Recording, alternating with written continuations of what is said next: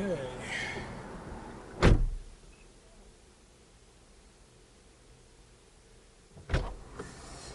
Okay, let's see what's going on here. I think I have everything. Okay, I want you to record audio. And let's begin this great episode here. I'm going to connect to my friends on Instagram. And here we go.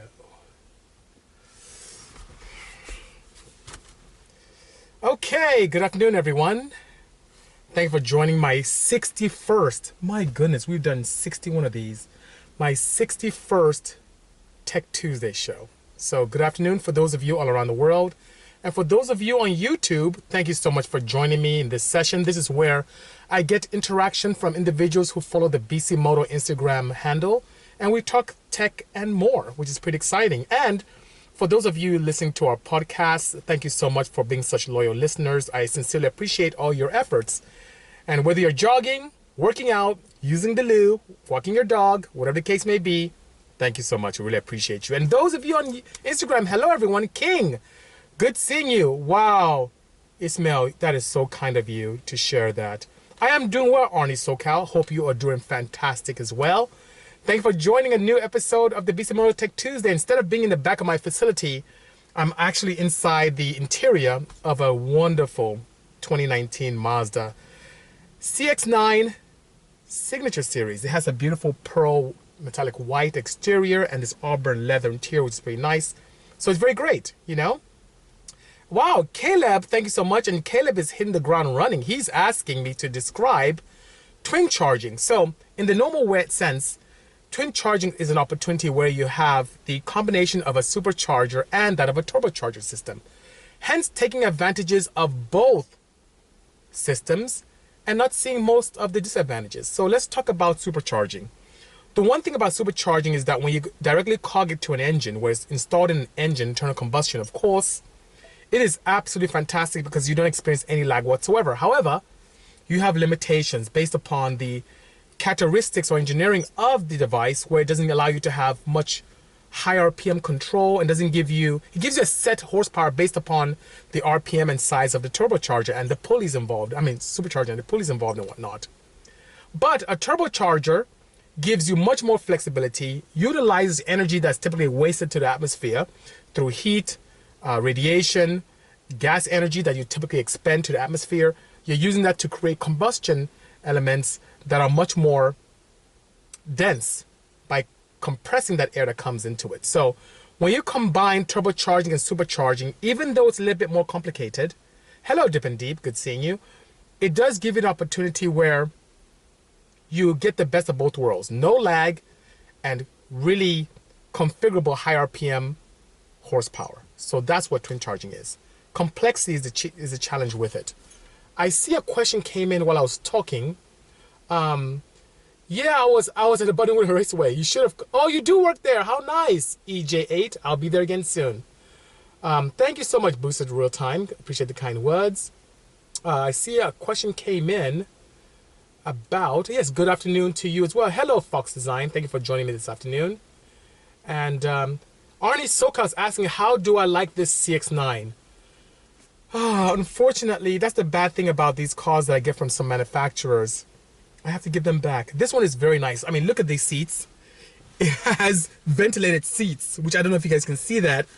So above and beyond the price point, which this vehicle, as it's fully loaded with a Bose system, the safety amenities, the leather interior, the all-wheel drive, the wood grain, all the beautiful interior sunroof, it's just, you know, heated steering wheel, heated seats in the mid-40s. This offers a Bose system. It offers the luxuries of a car that's twice the amount. Hello, AJ. Good seeing you. And it's extremely stable. So I had the opportunity, as you may have seen with the photo I put up on Instagram today. For those of you who don't follow me on Instagram, you'll see I put up a photo that it was at Mount Baldy this weekend in the snow. And I fell in love with four-wheel drive. I've always been like a two-wheel drive guy. I've always had front-wheel drives quite a bit and some rear-wheel drives, the Viper, so on and so forth. Hello, Chile Diego. Thank you so much. And an all-wheel drive is such It's so safe. It felt, while people were struggling up the mountain because we had some snow this weekend, while people were struggling, this thing drove like nothing. It was just so comfortable. Yes, the Mazda interior R motor is so, it's beautiful. Look at this thing. Look at this. Look at that. That's what you see in a high-end luxury exotic. And I had the entire family here, the kids, they love it. It has this pretty cool entertainment system in the rear for the kids to keep engaged. They can have headphones for them to listen to individually and not disturb us in the front. The safety is great. So as I'm driving, there's this configurable hologram which exists that not only tells me about lane change, but it also tells me information about the speed limits in the areas I'm driving in. It gives me the opportunity to have a nice glow if I ever exceed the speed limit. The cruise control is extremely intuitive. And you know what's crazy, guys? Here's what's really, really crazy. Psycho said that she worked for a car magazine. I love cars. So here's what's crazy. If I'm driving on the highway at a certain speed and I start to drift away, maybe I get tired or something happens, I start to drift away from my lane, I hear a slight beep beep that comes up and the steering wheel corrects me. Guys, can you believe that? The steering wheel corrects me. It's so crazy, which is amazing, you know? Oh, Arnie, you are good. You know, if I didn't know any better, I'll feel like someone planted you. He has a great question. Arnie Sokal is saying, would I coat all components of an engine for heat management? For example, heat shielding, intercooler, intake manifold, protect intercooler piping from heat soak? Yes, I would. And the reason why I say that's such a great question is because look at what I have in my hand. I have a piston designed by the engineers from Trom, and this is one of the pistons I use in my all-motor application. Yes, I'm spilling all the beans, showing all the secrets. But this piston has 3 different type of coatings. As you may see closely, and for those of you on YouTube, you can see that as well. If you look closely, you see an anodized, hard anodized finish near the rings. You see a moly on the skirt, and a ceramic barrier coating on the top. Now, these all have advantages. The anodized, hard anodized really does a great job in keeping integrity of pistons in very harsh environments. So very super high boost, super high compression where you're really pushing engines and you're not a big fan of taking your engines apart often to inspect it. This does a great job in preventing wear of the piston in harsh environments and keeping integrity of the ringlands. The moly coating helps reduce friction. So even if you run a great oil like Pure Oil that helps with lubricity, this does a great job in reducing friction that you may see from the wall because, for goodness sakes, the majority of engine power loss is through heat and friction through the rings and the surfaces that actually interact. And here's one of my favorites, the ceramic barrier coating. The elements of combustion, the heat of combustion should stay in the combustion chamber where it can do work on the piston. And what that means is that the worst thing you can do is absorb heat of combustion. You know, when you ignite your mixture with a spark plug, the worst thing you can do is absorb that heat through the crown of the piston. This reflects it and keeps it in the combustion chamber so more heat is realized and piston is then pushed down with that energy. So what this does is amazing. What I've seen in my own independent testing is 4 to 8% improvement in power with these coatings, primarily the ceramic barrier and the moly alone. So that's something which is very nice, you know? How do you handle the cylinder head? Port work and then coast, or vice versa? Of course, you port the head first, and then you do the coatings, which is pretty interesting. Hello, CBU SAE, Kapu. Good seeing you as well. Thanks for joining me as well. I appreciate that. Chili's in the house. Live to fend. That is so nice. Thank you so much. And just going over the advantages of coatings on pistons. And this is a Trom piston designed by the engineers at Trom, which is pretty nice. Sam, good seeing you, Sam. Thank you for joining this afternoon. Oh, thank you so much, Daz. Daz sent me some gaskets all the way from the UK. I really appreciate that. He's one of our dealers and a very good friend. So thank you so much. Diego says, hi, BC. My dad makes an Opel Astra with a swapped RB25 all-wheel drive, 900 kg. That is sick. A little bit over 2,000 pounds for the bang. That is really cool. That must be a fun car. An Opel with a RB25. Pretty nice, you know. Who do I recommend for East Coast headwork? The only person I've known that's done a good job with heads, especially if you're talking Honda heads, would be 4-piston. I like those guys. It's pretty nice. Wow, Enyola, Niger is in the house. Sorry about that. I just changed your perspective, guys, so please forgive me on that. But Nigeria is in the house. Thank you so much for joining us, Nigeria. Thank you so much. NASCAR Tech is in the house as well. Your car? There you go. Very nice. New Zealand. Wow, you guys are from all around the world. I really appreciate that. Chris, asked a great question. He's asking, what do I think will happen with the new Supra and aftermarket? Well, I think it's going to be really embraced. Not because of all the hate it's getting, because it's getting lots of hate there on the interwebs with the design cues and the interaction with BMW, which I don't quite understand the hate. But because of the name Supra and the fact that it crossed over two platforms is actually very inviting, an advantage for aftermarket. Don't be surprised if you see something from us. But I think it's going to be really well embraced. And the price point is absolutely impeccable. To be exist at 50, that's going to be very nice. So I look forward to it. Hello, neighbor MJ Photo. Good seeing you. Do pistons come for J series? We're putting together. Yes, it does. So Marco, I can help you with some designs because, of course, we did J series boosted stuff in 2013. So we're able to make 6 figures with that. Avi Kenobi, good seeing you. Thank you so much for joining us. Ivy1, great NSX enthusiast. Thank you so much. So Marco, to answer your question, yes, I'll be more than happy to assist you. You know, what's my first drag event for 2019? I don't know. I haven't seen the schedules yet. Maybe in February there's an event that will be held in Urbandale, or is it Fontana? But it'll be match race madness. So I plan on taking something out there. You know. No, I haven't seen the car wash video yet, Psycho.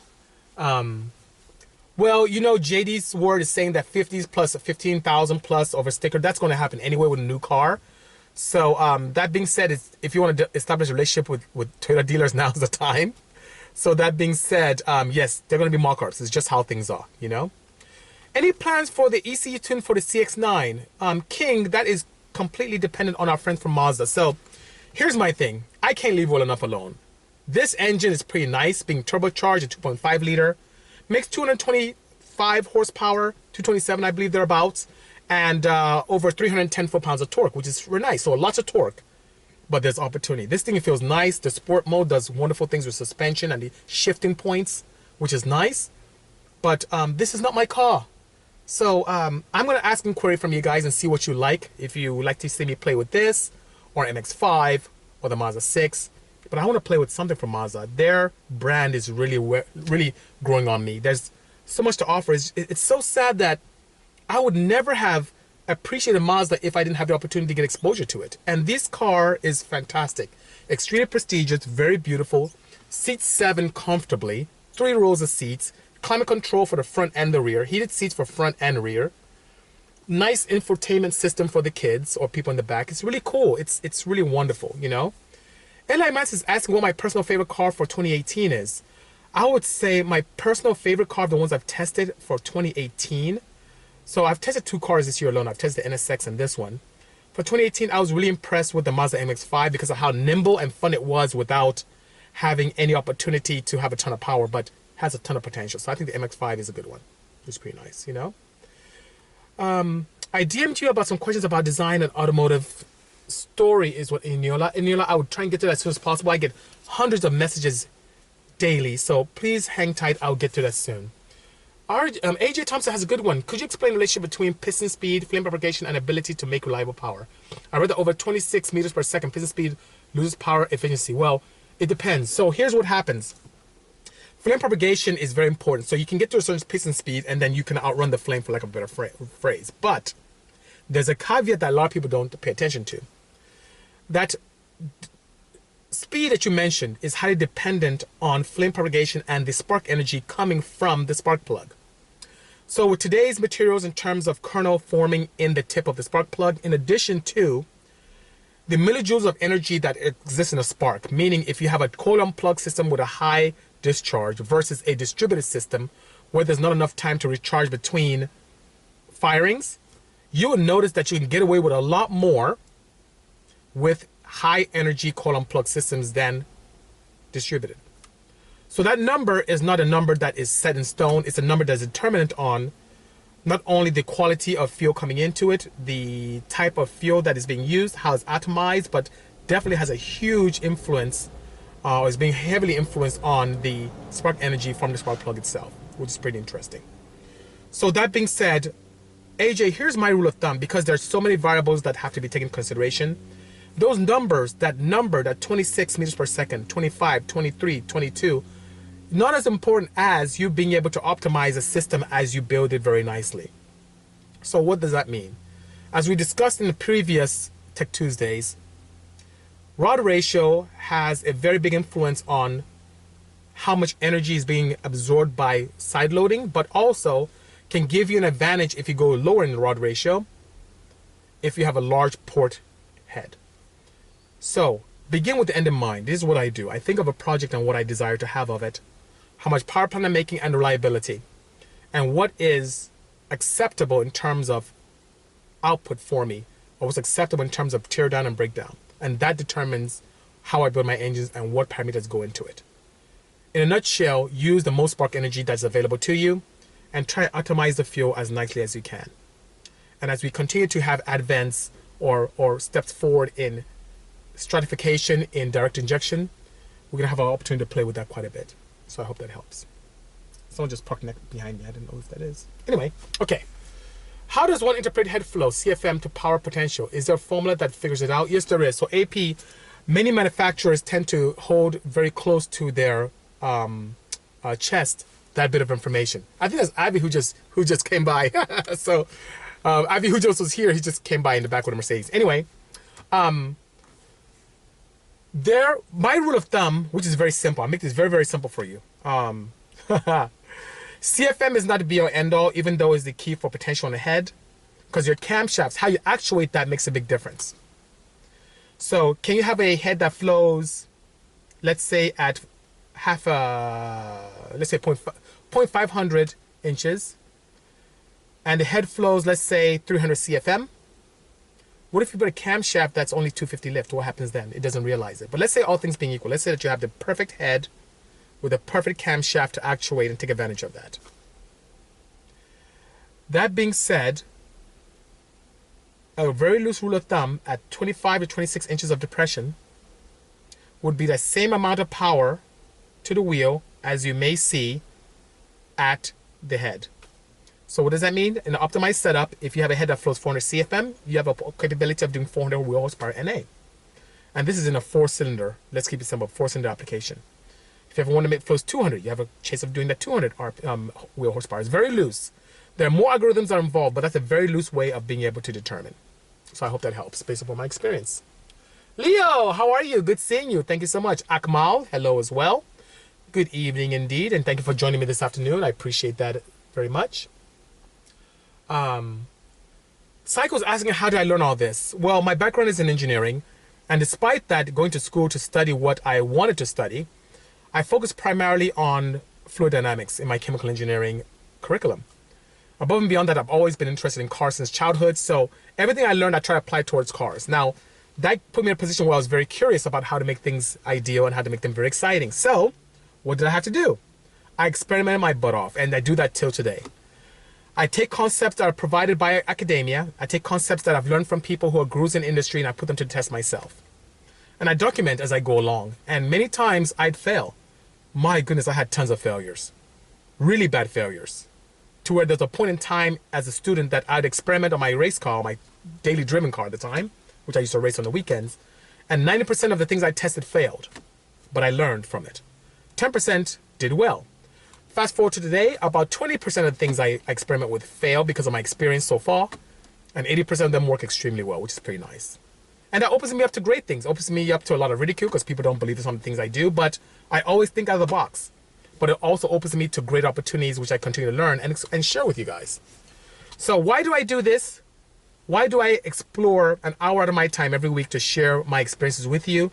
Because this country's been good to me. As you may see, we have some people from Nigeria, and that's where I'm from. And this country's been very, very nice and very pleasant to me. So that being said, I do whatever I can to give back. And since manufacturers are very kind to me, from Mazda to give the opportunity to experience their expertise in engineering, the least I can do is be able to share with the world my experiences, good, bad, or indifferent, and how I like the car. And this Mazda CX9 is very nice, so I like it very much. Despite being very cloudy, and I've experienced it in snow, rain, heat. I went to the CES with it in Vegas, the large convention that I shared some information later last week, and it's been absolutely fantastic. So thank you so much for the questions, you know. Different Deep is, have I had an experience with brisk spark plugs? Yes, and I know Martin, the owner, out here in the United States very well. So I've had an experience. We did a lot of experimentation with TRD as far back as 2006. And I like their technology. They really have done a great job with their silver brisk spark plugs. They have some new designs right now that do extremely well. I like Brisk and I like NGK. I like both brands very well. So I've had a great experience with that. Thank you so much, Kevin. Appreciate the kind words. Who makes good mounts for CB7? Hasport. By all means, give them a call, you know. How do you know if a turbo is too small from the exhaust head flow setup? By putting a sensor, a pressure sensor in between the manifold, or say the manifold flange and the turbine. When you start seeing very high, I would say pressures that are 2 times the amount of what you create in the intake, then you know it's too small. I don't like to go past 2 times the amount. So if I'm doing 20 psi compressor pressure, I don't want to see more than 40 psi back pressure. When I start getting there, bad things start happening, AJ. But you have very good questions. Made in Brazil, Pedro. You got Brazilians are so proud. I love it, you know. Sherm is asking my thoughts on the new Supra. I shared information a little bit earlier in our interaction today about how well I feel that the aftermarket will embrace that platform primarily because of its heritage. I think it's cool. I expected something like a little different, but the style kind of grew on me, especially since Sam Du and John Sabao did this kind of render that kind of put some TEs on it and lowered it. It started looking very good. I think it's a perfect canvas for a lot of modification. Not only in the engine bay, in creating a lot more power than 335 horses, but also opportunities for aesthetics, which I think is good. I love blank canvases, which is right. Thoughts on a VTEC killer for a street strip car? I don't think that's a good idea, AP. Especially if you do more street and strip, because your idle quality won't be as great, and above and beyond that, you don't have that low-end torque that VTEC gives you. Now, if you're a guy who barely drives on the street, by all means, have at it. I mean, I'm the first one to play around with non-VTEC engines and drive them on the street when I was in school. But it limited me to what camshaft I can go with. So if you want to be able to eat your cake and have it too, we can have low RPM grunt and high horsepower, high RPM capability. VTEC is a good option. Take it to the dirt. I know, Jeremiah, but the car leaves me tomorrow. I'd love to, but I haven't had a chance. I'm sure it'll be a lot of fun. Maybe I'll get my hands on it again, you know? Which Honda engine has the best head flow, and what are the figures for F22 or K20Z7? So, in terms of intake flow, AJ, the K24 Z7, K24 Z3 flows a lot more than anything else I've seen from inline 4, from Honda, period.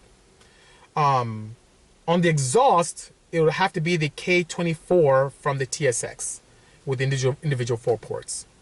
F22A, I've seen factory 25 depression at 216 to 222, if my memory serves me correctly, which those numbers flows more than a lot of ported B series I've seen. The K24 Z7 is in the 300s, which is pretty nice. Any problems with switching back and forth from Purell to, say, a full synthetic? Well, that's interesting to say that, Leah, because Purell is a full synthetic, especially if you're looking at the Elite series, unless you're looking at the braking oil, which is a mineral.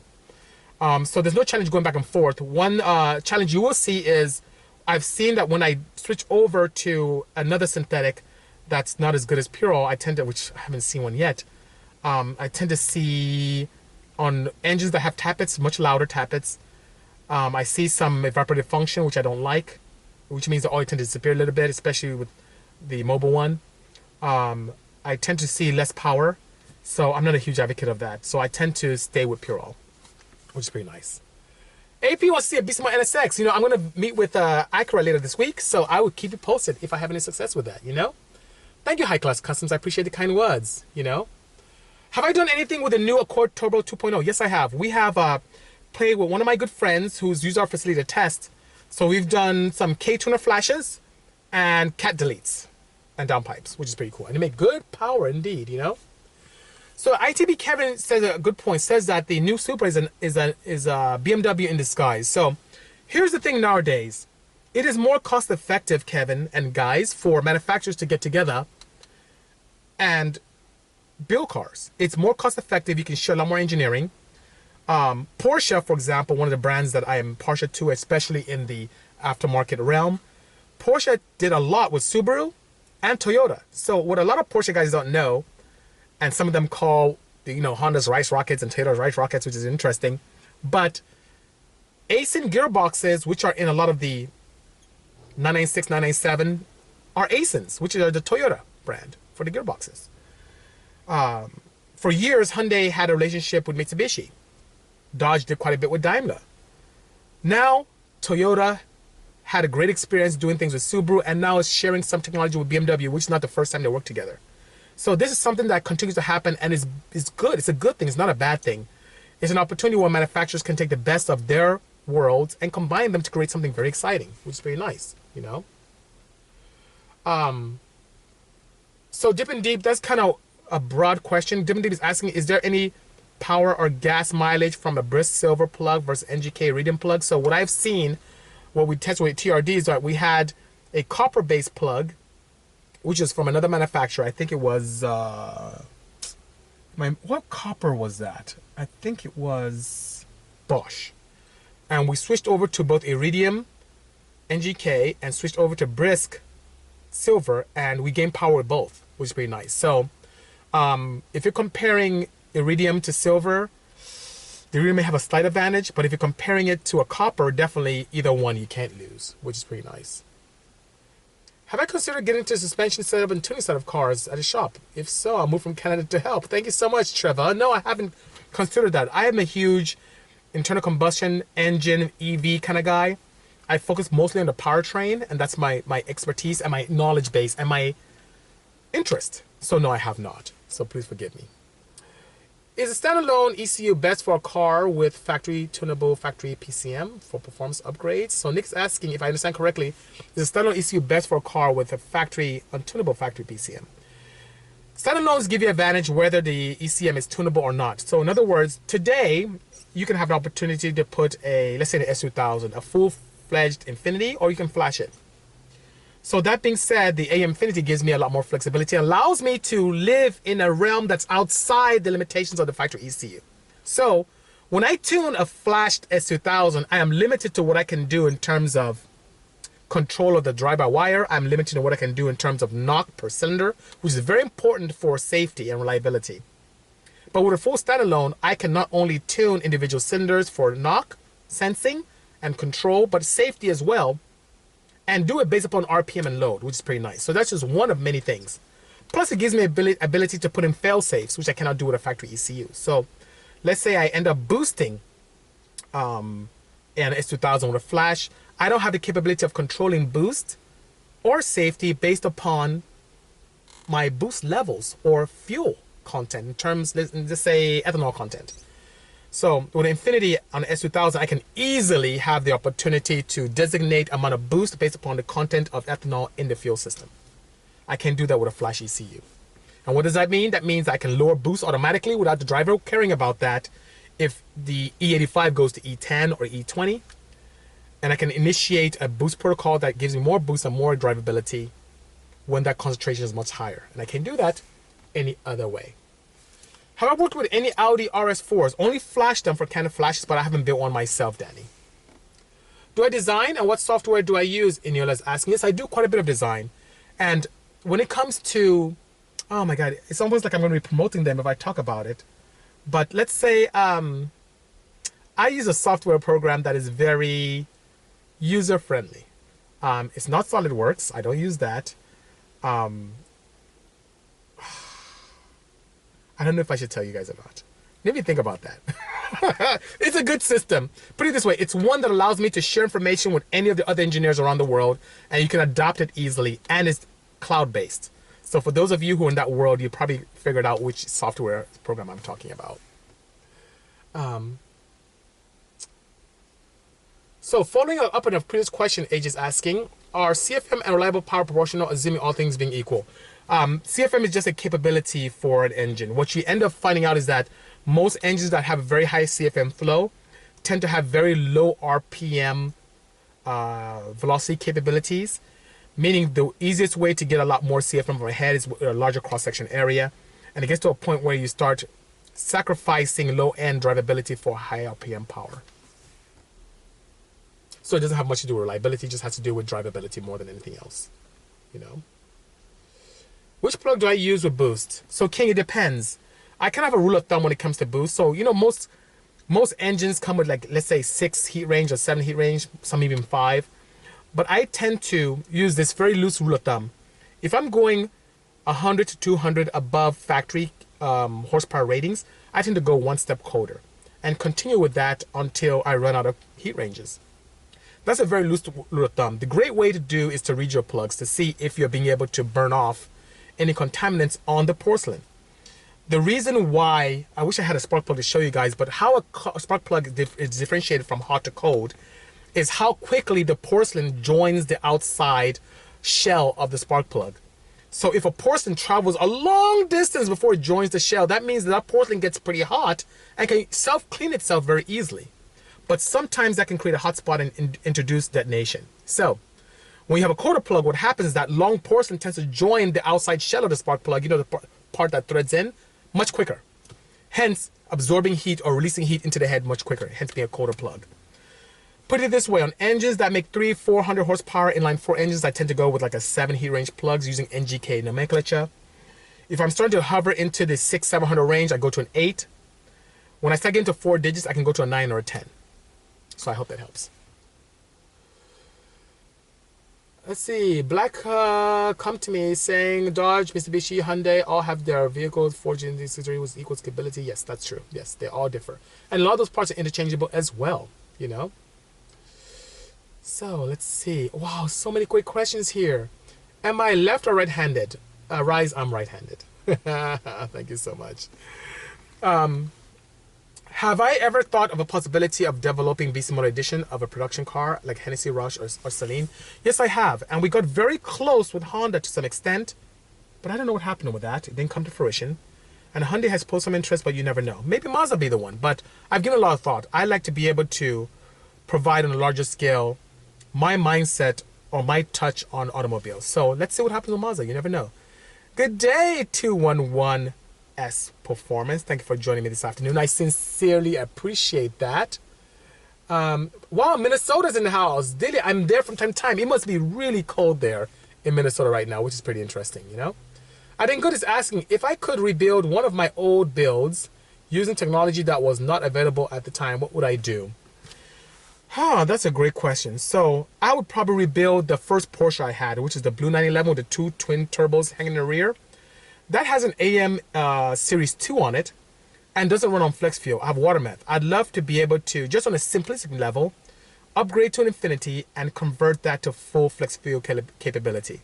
I think that would release a lot more power on that, which would be pretty nice. And allow me to create a lot more power with a little bit more ignition timing as well, which should be nice, you know? Oh, it's not bad, 35 degrees. Dilly, if 35 degrees happen here at our shop, I think people will kill themselves. Which is pretty crazy. That's pretty cold, but that's good to know that you have a positive spin on that. Hello, Leo. Good seeing you. Thank you for joining me this afternoon as well. My pleasure, Nick. I'm here to help. Thank you, Boaz. Adam Bendov. Good afternoon, sir. So good to see you. Thank you, AP. I appreciate that. I'm here to help. My pleasure indeed. Build an 8th gen Civic. I'd like to, DJ, but Honda kicked my butt. They want me to really focus on newer things. So most likely if I build any Civic, it would be a 10th gen going into the 11th generation, you know? People wearing flip-flops around. Yeah, that's kind of common thing out in Hawaii, I'm sure. Hello, the perfect father. Very cool name, by the way. B20 VTEC versus LS VTEC. Any differences between displacement? Well, it depends on what head you choose, but no, the displacement is a huge advantage. So that being said, going from 1.8 to 2.0, there are opportunities there. One thing we did notice is that the sleeves from factory on the B20 is a lot thinner.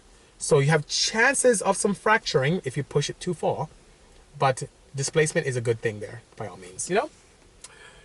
Do you only deal with powertrains, and what's the plan for the future? So Eniola is asking a great question. Do you only deal with powertrains? That's what I typically deal with. So when it comes to anything suspension-wise, I tend to defer that to some of the experts, whether it's Progress Suspension or KW, I tend to go to those guys. When it comes to internal combustion engines, all the technology is being, you know, utilized here in our facility, and we have the opportunity to create and design. And if it's something that we cannot manufacture in-house, we partner with people who can do that for us, meeting our exacting standards, and we make things happen. Well, now, what's the future? Well, I spent some very good time in Las Vegas this past week for a good reason. To explore the possibilities of future, I would say, technologies when it comes to propulsion. And everyone is going EV. You should see the booth that I put up last week for those of you who didn't join me. that Hyundai and Ford and Mitsubishi and Nissan, you should see what people are doing. They're investing heavily in EV technology and combining, in many cases, petrol engines with electric motor technology, or going full electric, or using them as Mazda's playing with now a range extender. So that being said, you're going to see a lot more EV applications, and I am embracing that technology. So from Bisimoto, you'll see a lot more hybrid technology and eventually full EV opportunities where cars will be electric. And I'm a huge advocate of enjoying your cars. So level 5 autonomy, it's cool, but not really my thing. I like to see maybe a level 4, maybe a pseudo level 3, where you can still take over and have interaction, where you can drive the cars properly when need be. But to allow you to have a more productive life, when you're driving, you can drive autonomously. I can interact with you guys, or do some work, or send emails, or interact with your family, so on and so forth. So I hope that helps. What is better, K or B series from Honda, or something better? The K is by far the B better than B series in terms of every way, aftermarket support, head flow, so on and so forth. I understand that some people see the B series as a small block Chevy of the Honda world, but when it comes to technology, power potential, and so on and so forth, even though people are doing great things with B series, K series is vastly superior in many ways. How many years have I opened my shop at Bisimoto Engineering? I opened up to the public in 2006. So that's how long I've been open to the public. But I've been playing with cars and experimenting since 1994. So I've been doing this for quite a while. But prior to me having Bisimoto Engineering available to the public, I was in the pharmaceutical sector, started off in research, and got into sales and leadership.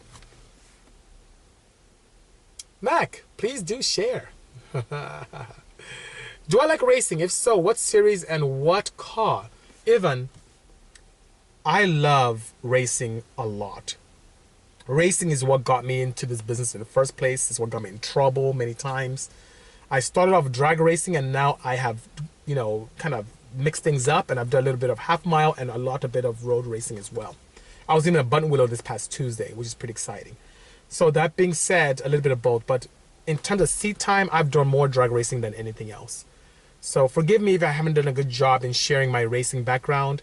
It's something that put me where I am today. It's where I had to experiment to remain competitive, even though I was on a slim budget. And it taught me something very valuable for many years. You want to do it right the first time, it's much more cost effective.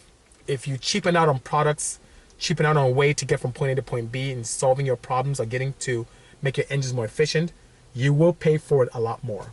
So that kind of put me in a position where I'm here to help and let you guys know that many times doing things cheap doesn't work out. Almost all the time. It's not worth it. So why did they flip the K series? I don't know what you mean by that, Sarah. I'm so sorry. Forgive me, Would I ever get down on the street again? No, AJ. So I'm sorry, AJ. Hello, D-Ling. Good seeing you. I think AJ is referring to my street racing days. I'll be honest with you guys. I don't condone this. I didn't know any better. I was a young student, and I used to do a lot of street racing. And street racing put me in a position where I made lots of money. It was a lot of fun. I was in the bed of that in LA. It was before the whole Fast and Furious thing, so we didn't have any problems. But once the movie came out, the first Fast and Furious, it kind of opened a lot of people up to that underground world. And a lot of people started being very irresponsible and getting hurt.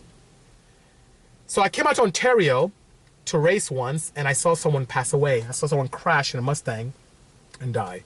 And that was it. Cold turkey. I never street raced again. I kept it to the track. And ever since then, I've only done track racing in a controlled environment that's safe, So, let's see. Thank you so much, Highclass Customs. Intake in the front, header in the back. Intake in the front, header in the back. So are you saying why did they switch it? They did more than that. The rotation of the engine changed. So as you know, the D series and the H series, all those tend to turn counterclockwise, which is not very common. The K series turned clockwise. So if you look at that in that application, it didn't really change.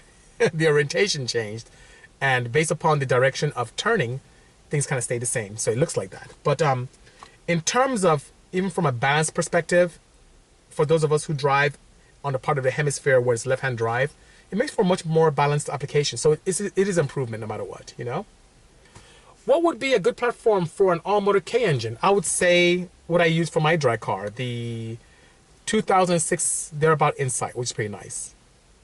Ha! You're funny, AJ. Thank you so much. My pleasure, Dilly. My pleasure indeed.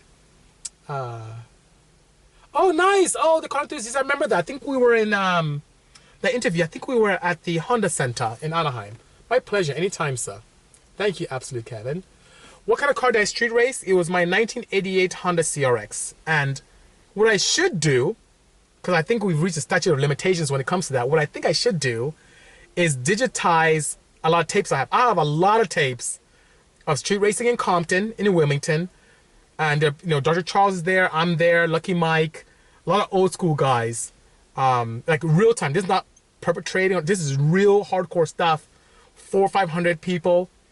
All racing. No problems whatsoever. Some of the guys racing us were cops. Yes, we had police officers racing with us. Which is pretty crazy. And it was, you know, no problems. We didn't have any problems whatsoever. But that movie, as much as it's created a great opportunity and really put a shine a light on the car culture, it did horrible things for street racing. A lot of people who had no business doing it came out, and people started getting hurt. And it created a lot of attention and got a lot of us in trouble.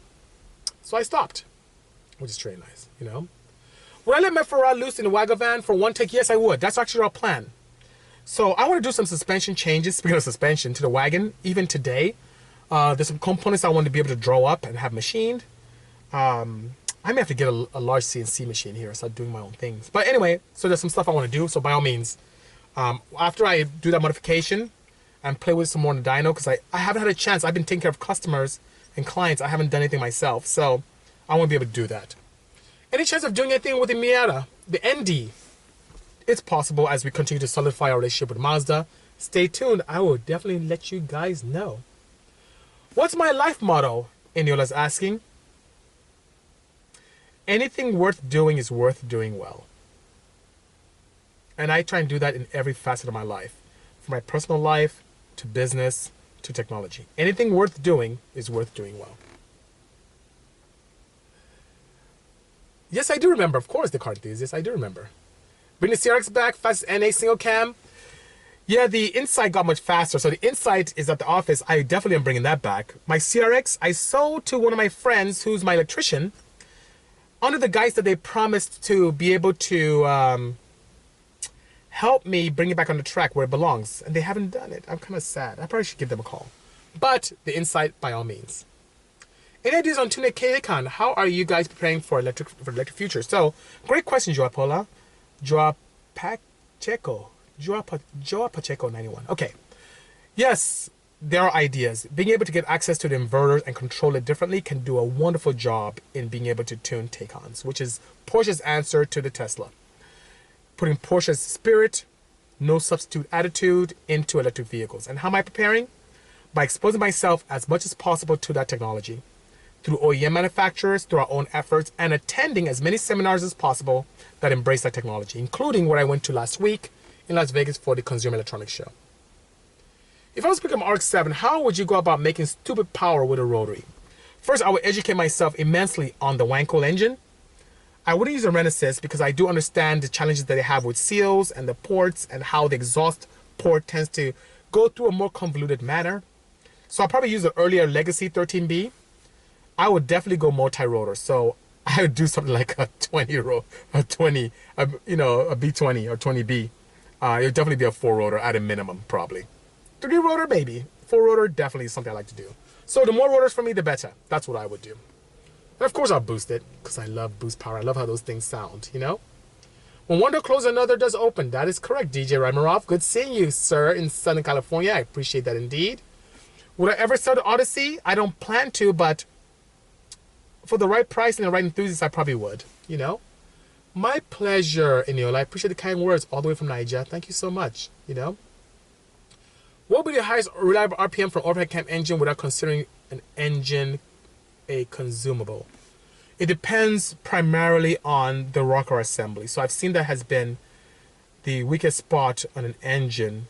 So roller rockers, which are quite heavier than finger follow rockers, which are much heavier than direct interaction with a bucket or multiple buckets, and the weight and design of those. So we've seen pseudo bucket rocker arm assemblies that don't last very well post 7200.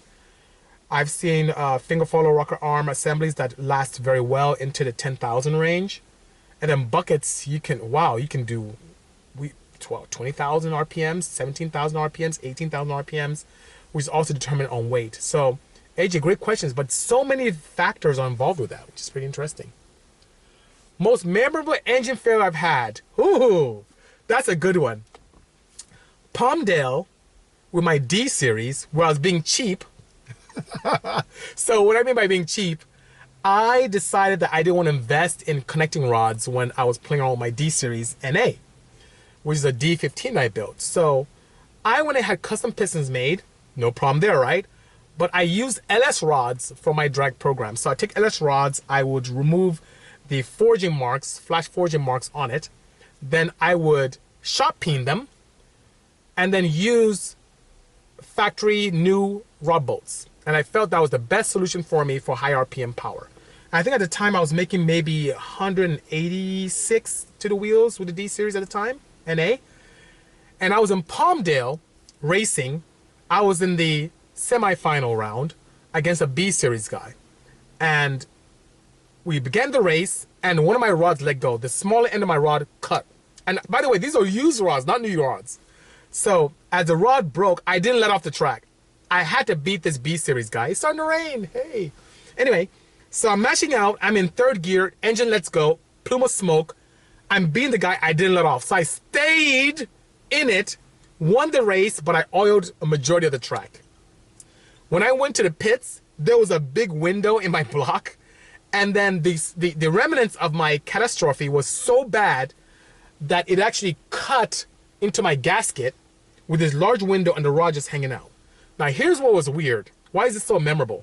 Yeah, I threw a rod, I put a nice window in my engine, but the sanctioning body, Battle of the Imports at the time, wouldn't pay me for being, let's say, third place or runner-up or second place, whatever the case may be, if I didn't break the beam at the light. So I had my team, if Big John is here, you can attest to this. We pushed the car all the way to the line, hole in block. The guy was racing the finals next to me. And then when it had time for us to stage, I started the car, ringing and bling, bling, bling, all this noise, and broke the second beam and turned it off.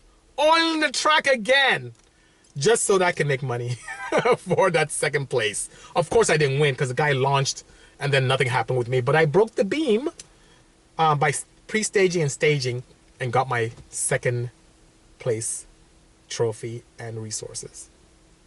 That was a pretty crazy thing. And the track officials weren't happy that I oiled the track. When you are drag racing, if you have a failure, the thing to do is to pull over to the side. Just stop the car as safely as you can and pull over. And that's a great thing. It's for your safety and for saving resources for the track.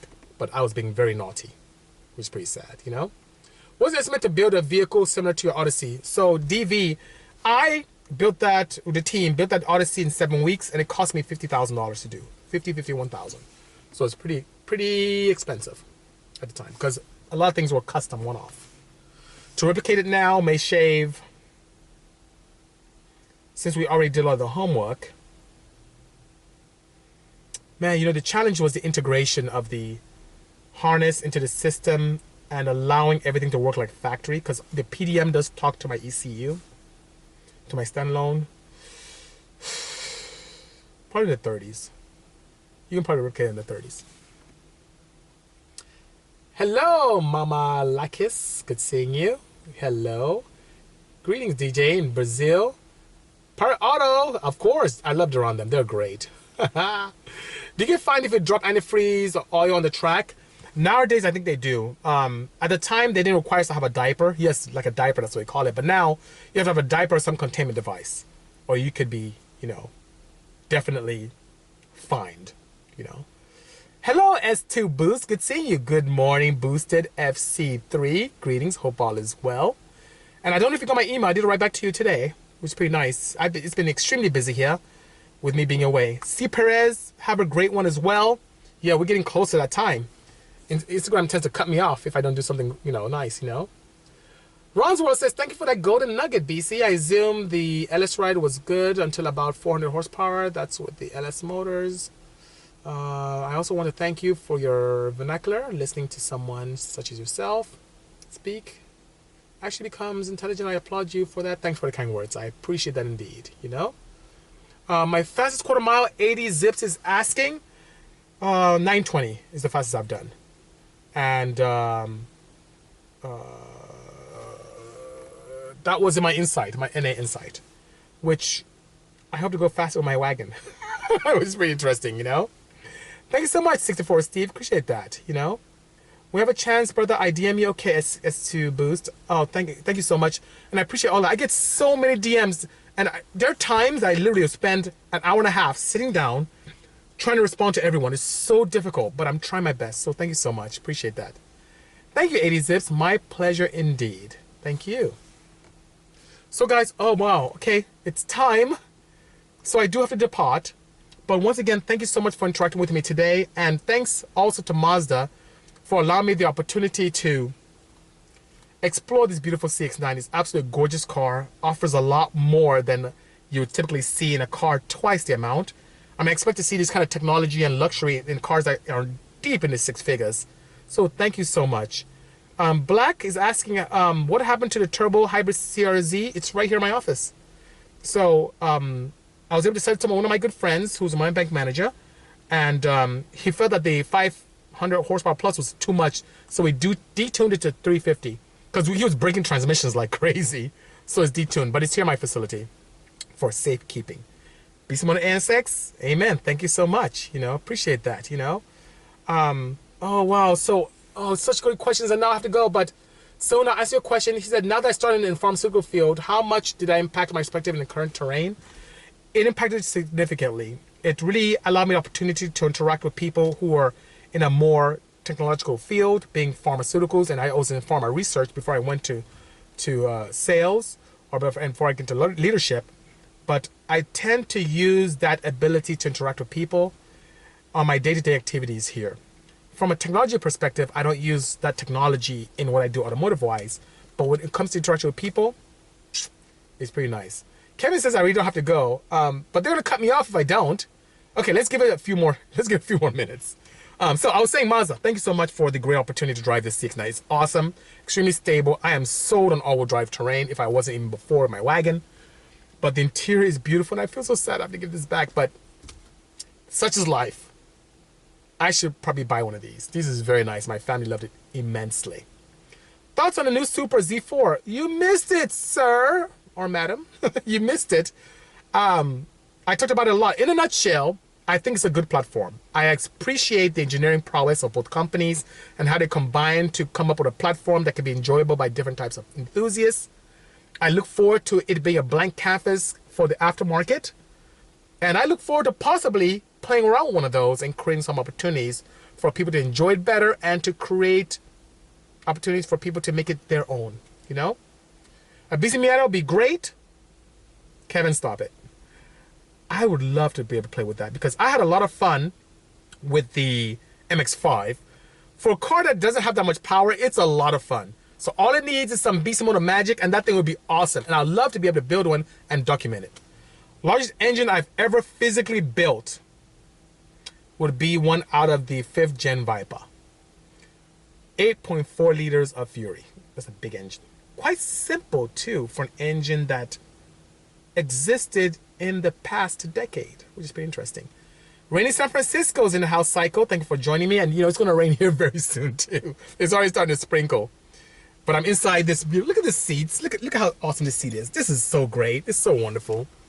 Greetings as well. It's amazing. And for those of you who didn't catch this, who came in late, I talked a lot about piston coatings. This is a Tron piston with a ceramic barrier coating, hard anodized side, and also a moly. And we talked about that quite a bit.